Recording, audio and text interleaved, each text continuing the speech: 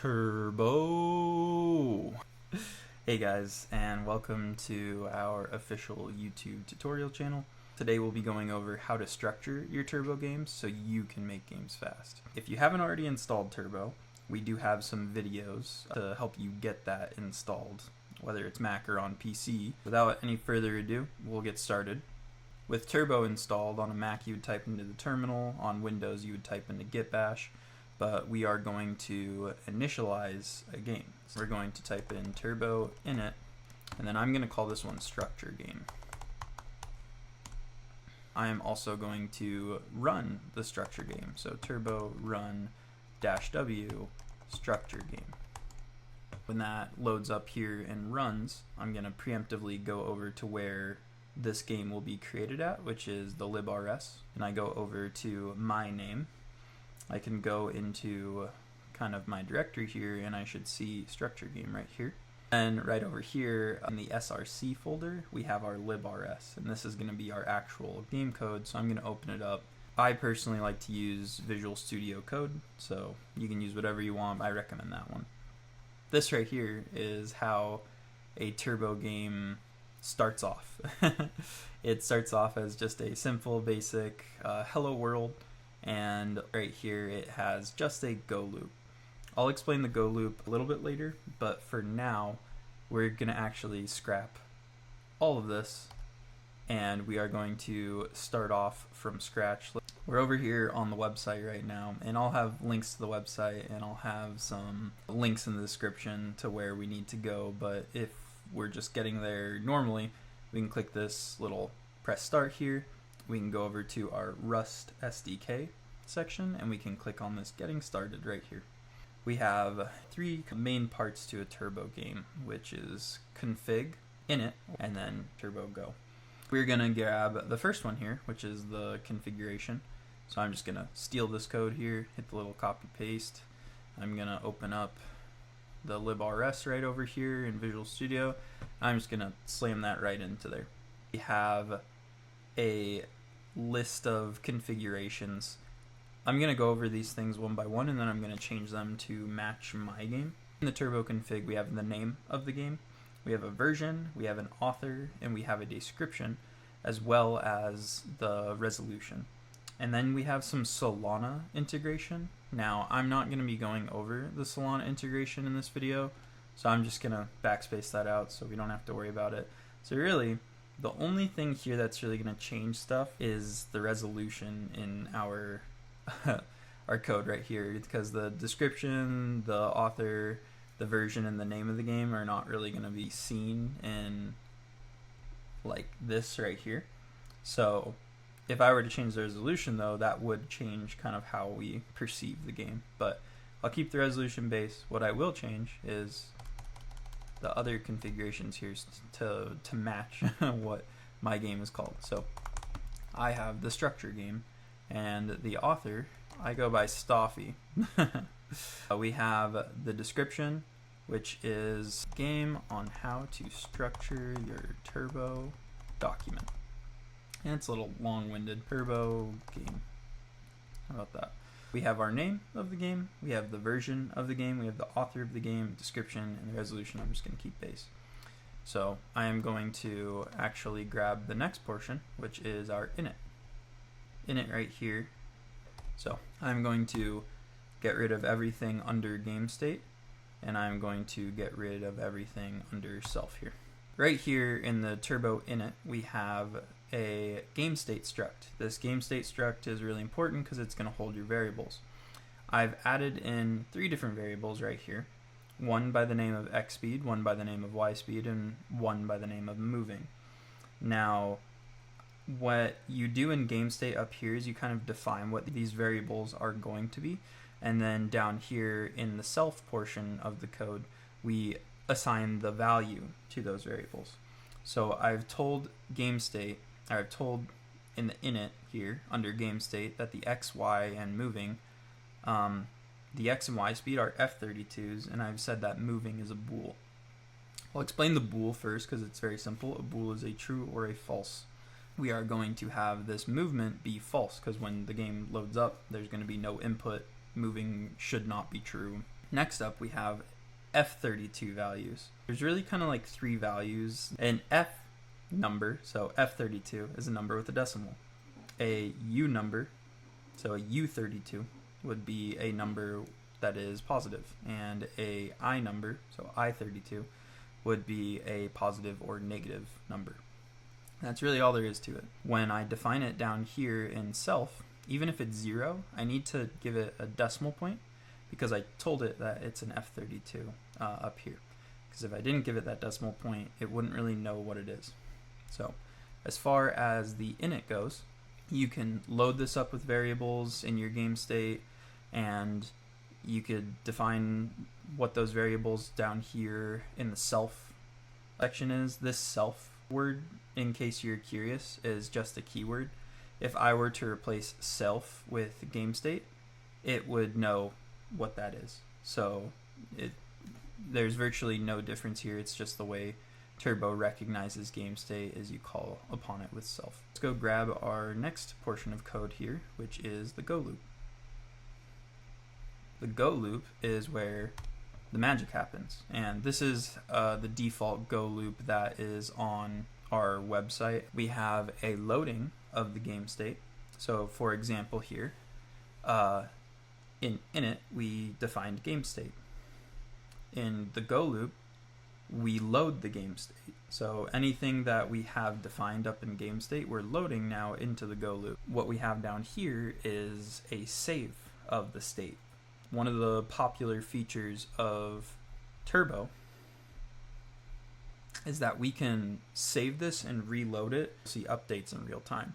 If I change this text, like I did in one of my past videos, to like, comment, and subscribe, and hit save on my document, then it would show that in the real time. So you would see that update. So this saving of the state right here just makes it so there is no issues with the hot reload that happens in Turbo. So right now, with my game state structured how it should be, I'm going to save it and see if there's any errors. Here it finished saving and everything looks good. It does tell me that there is something right here, but it's not an error with it, as my game loaded and it changed up here, so that's good. Now that we have the config, init, and go, this is the basic structure of a Turbo game. You should have a config, which goes over name, version, author, description, and resolution. You should have an init, which is going to add in the game state struct and variables in it, and then you should define those variables in the self portion of that. And then you should have a go loop, which loads your game state and then saves it. So now we need some stuff that actually makes up a game. So let's go over here to the website, and let's grab, again, in the Rust SDK section of it, let's grab two things mainly. There's technically three things, but I'll just type in the last one. In the canvas section, we have the drawing of shapes in here, and I'm just going to choose a rectangle. And down here, this kind of explains the whole like parameters of rectangles and what all this code means. I'm just going to grab this basic usage code. Now I'm going to go over to, on the left side of the screen here, I can just choose what portion I want to go to. I want to go to the background color, because this clear command is going to allow me to change the background color. Run back over to here, and I'll do a few kind of lines down, and I will clear the background right there. So now what I have is the background being colored to a certain hexadecimal code here, and then I have a rectangle being drawn. If I'm not mistaken, this rectangle is just blue. So I'm going to open up my game here, open up my command prompt, and I'm going to save it. So now I should have a rectangle and I should have a white background. So the clear default code on our website is changing the background to white. I'm going to keep the rectangle as blue, but I'm going to change the background to a different color, just to show you guys how to do this. If you were to Google whatever color it is that you want and find out its hexadecimal value, then you can input that hexadecimal value right here in the clear portion of the code, but you need these final two F's after it. FFA 500 is the hexadecimal for orange, but what is this extra FF here? This FF is the alpha. So for example, if I change this to 0, 0 and I save it, my game kind of goes away. It goes away because I've made it transparent. So if I change that to FF, which is the full value, if you guys know color scales at all, they go all the way up to like 255, I believe. What this is going to do is this is going to make it opaque. So if I save that, comes back, and my hexadecimal orange color is the background now. And so this is just a fun way that you can color your background when you're making games without having to like draw out a full like sprite sheet or do anything like that. We do need one more thing here to have it resemble anything of a game, and that's inputs. And I'm just going to use an if statement here. So I'm going to say if, and then I'm going to do gamepad 0, which basically is the first gamepad. I could do gamepad 1, but that's technically the second gamepad. So I'll do gamepad 0, and I'll do dot up, and then I'll do dot pressed. And then I'll do a parentheses, and then an open bracket, and then I'll do a shift enter here, which allows me to type inside of that.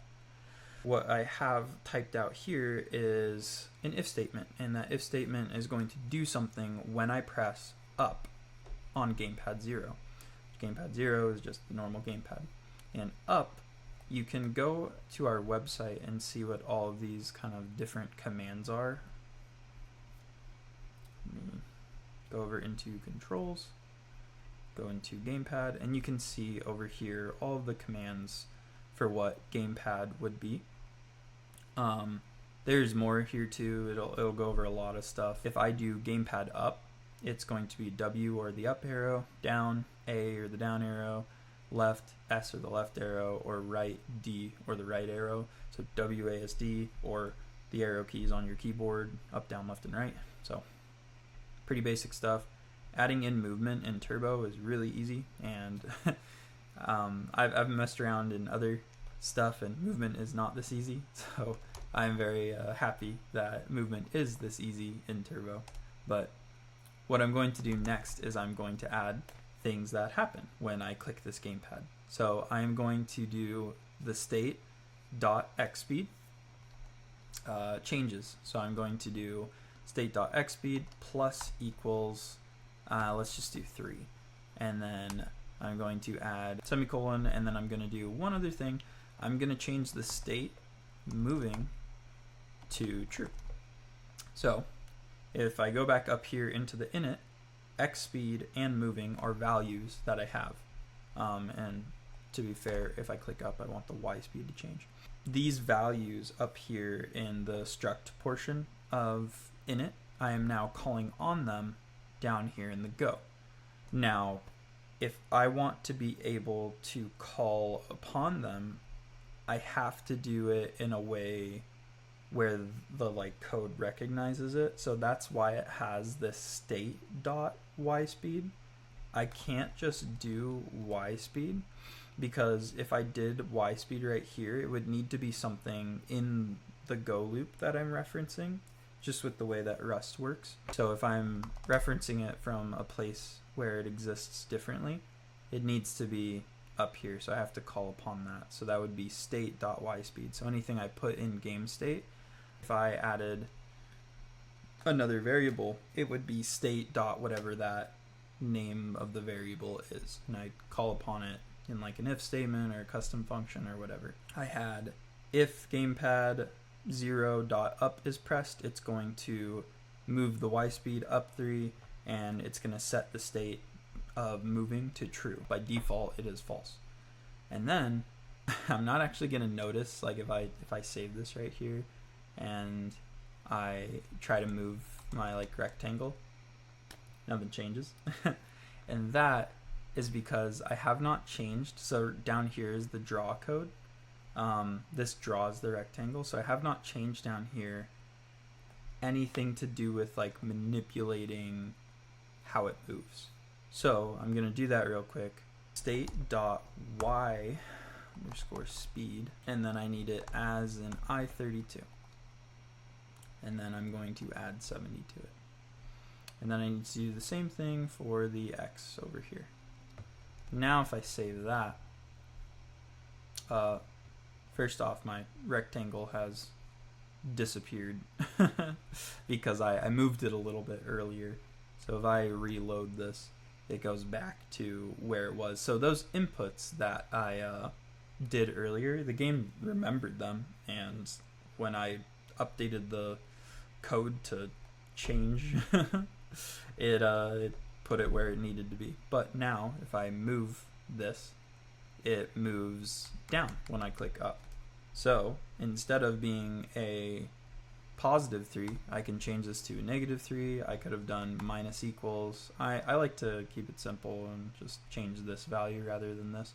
So if I save that now and start clicking up, it will move up accordingly. So now I need to take this code and copy it 4 different times here.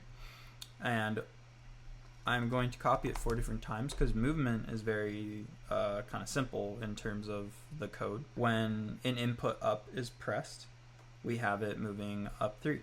When an input down is pressed, we'll have it moving down 3.